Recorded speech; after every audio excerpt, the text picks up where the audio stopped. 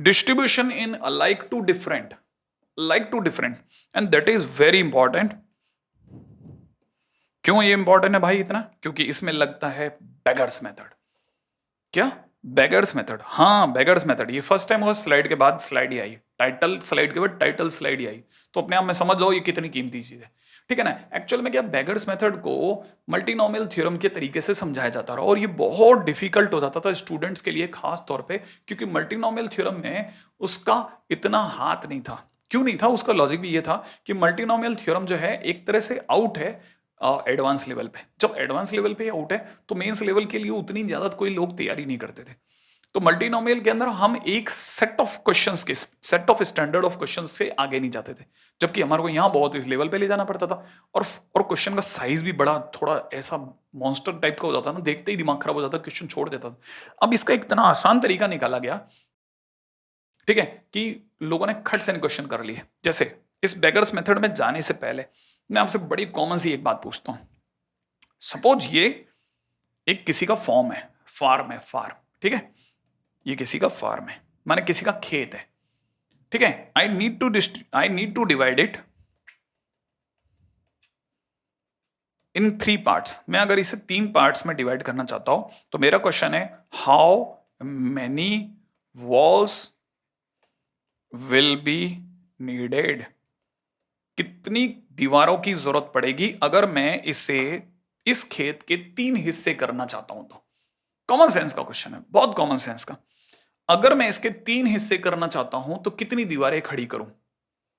अक्सर कई स्टूडेंट्स इसका जवाब देते हैं 3, ठीक है, जबकि जवाब है 2 वॉल्स। एक वॉल यहां खड़ी कर दी और एक वॉल यहां खड़ी कर दीजिए, आपको पता चलेगा इस खेत के 3 हिस्से हो गए, फर्स्ट, सेकंड, थर्ड। क्या कोई बात समझ में आई? तो कहने का मतलब ये कि अगर मेरे को इस खेत को 4 हिस्सों में बांटना होता तो, अगर मेरे को इसको, अगर बाय द वे देखा जाए 3 पार्ट्स में डिवाइड करना है तो 2 वॉल्स, सही है। अगर बाय द वे मुझे 4 पार्ट्स में डिवाइड करना होता, 4 पार्ट्स में डिवाइड करना होता तो कितनी वॉल्स खड़ी करता? 3 वॉल्स खड़ी करता। Common sense, common sense, common sense, हाँ या ना? ये बात समझ में आती है कि हाँ सर 3 दीवारें खड़ी करो 4 हिस्सों में बढ़ जाएगा। अगर आपको ये बात समझ में आती है तो मेरा आप आगे बढ़ने के लिए पहली एलिजिबिलिटी क्राइटेरिया को आपने पूरा कर दिया, ठीक है। अब चलते हैं आगे, नेक्स्ट पॉइंट।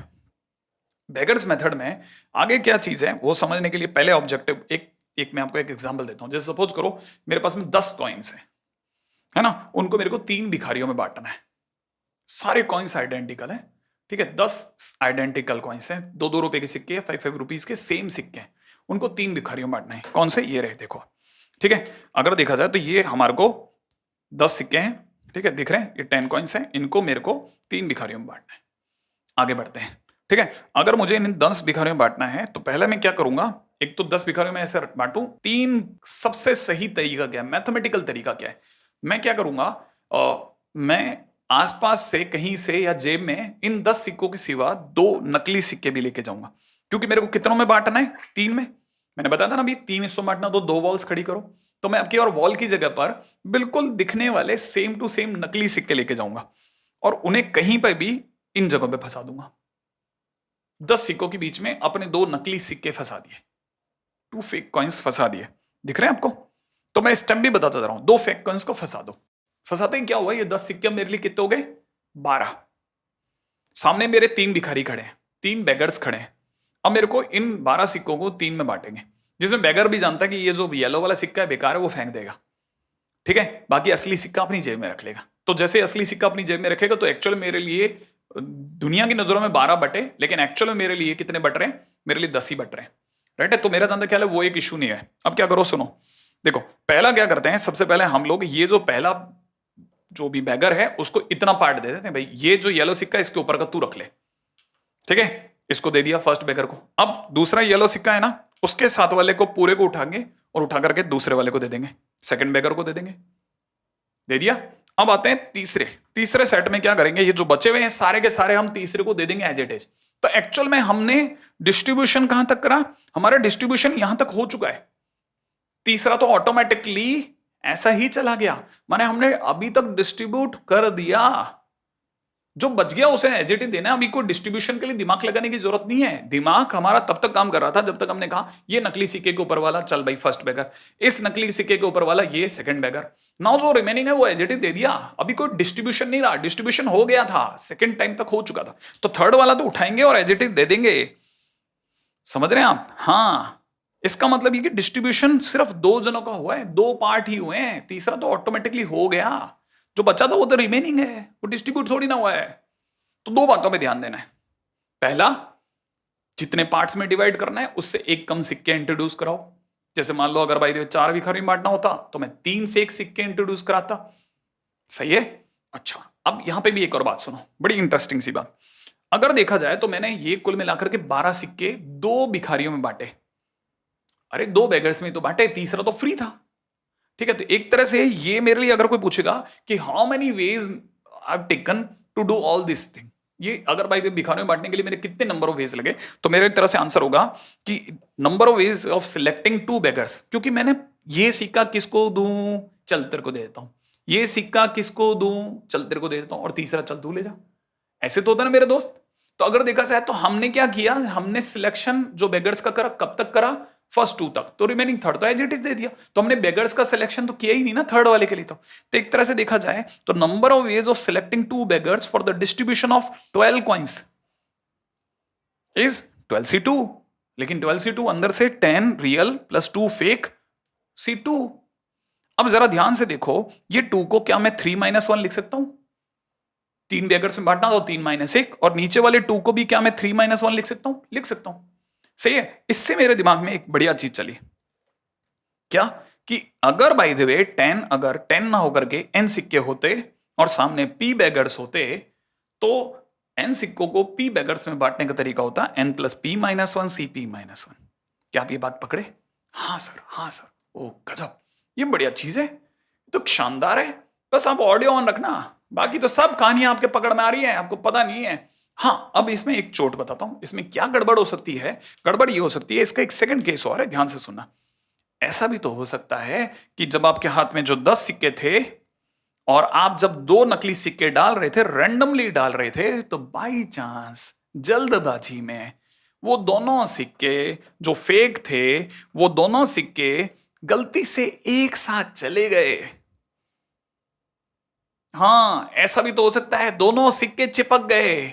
अब अगर ऐसा हो गया तो क्या होगा, हम क्या करेंगे, पहले येलो से पहले का जितने भी कॉइन्स हैं वो तो फर्स्ट बेगर को दे देंगे। भाई ये तो जो है ये हम फर्स्ट बेगर को दे देंगे। भाई ढूंढा, इतने सिक्के उठाए, फर्स्ट बेगर को दे दिया। अब जो सेकंड बेगर है उसके हाथ में तो कुछ आया ही नहीं। ऐसा भी तो हो सकता है। हाँ, ऐसा हो सकता है। तो कहने का मतलब ये जो सेकंड बेगर है उसके पास में क्या आया, सिर्फ येलो सिक्का, जिसने उसने कहा फेंक दिया और चल दिया। क्या करें, है कि नहीं? और क्या क्या करूं, मैं मर जाऊं? नहीं, कोई बात नहीं, तकदीर है, अगली बार अच्छा मिलेगा, है ना? तो अगर देखा तो फर्स्ट बेगर के पास बढ़िया माल आ गया, सेकंड बेगर के पास कुछ नहीं आया, और तीसरा जो था उसके लिए तो चुनने की जरूरत ही नहीं थी। एजेटी उठाया और सारे के सारे सिक्के उठा करके थर्ड बेगर को दे देंगे अपन, है ना मस्त? तो इसका मतलब ये है कि अगर भाई देवे हम ये सारी कहानियां बाजू में चलती आ रही है, ध्यान रखना, जो मैं बोलता जा रहा हूं सब आप पढ़ सकते हैं रोक करके। तो कहना मतलब ये कि बाकी बचाओ जो भी था हमने अपनी तरफ से थर्ड बेगर को दे दिया। ठीक है, अब इससे एनालाइज करते हैं। अगर भाई देवे एनालाइजेशन पे जाकर देखा जाए तो हमने एक तरह से वही 10 + 2 कॉइन्स को 2 बेगर्स में बांटा, राइट है? तो बांटा तो फिर हमारे को पता है कि जो नंबर ऑफ वेज होंगे वो अपनी तरफ से कितने होंगे, हमारी तरफ से ये नंबर ऑफ वेज वैसे ही रहेंगे। एक सेकेंड, मैं थोड़ा सा आगे आया हूं, मैं इसको थोड़ा करेक्ट कर देता हूं। क्या कि अगर वेज देखा जाए तो distribution of number of ways कितना हो जाएगा, 10 + 2 3 - 1 c 3 - 1। और इससे हमने एक फार्मूला बनाया था n + p-1 c p-1। उस चीज को समझते हैं। मान लो हमारे पास n अलाइक कॉइन्स है और p ग्रुप्स में बांटना है, तो हम क्या करेंगे, कितने लोगों में बांटना है, p ग्रुप्स में, p बेगर्स। अगर मुझे p बेगर्स में भी बांटना है, तो अगर by the way n alike objects को मुझे by the way p beggars में बांटना है, तो मैं क्या करूंगा, p-1 एक कम करके नकली सिक्के इंट्रोड्यूस कराऊंगा। ठीक है ना? जैसे मैं एक कम करके p-1 सिक्के इंट्रोड्यूस कराऊंगा तो मेरे पास टोटल कितने सिक्के हो जाएंगे, n + p-1। मेरे पास टोटल कितने सिक्के हो जाएंगे, मेरे पास टोटल सिक्के हो जाएंगे n + p-1। क्लियर है? अच्छा, और मैं n+p-1 सिक्कों को कितने लोगों में बांटूंगा? p बैगर्स में। लेकिन चुनूंगा कितनों को? p-1 को।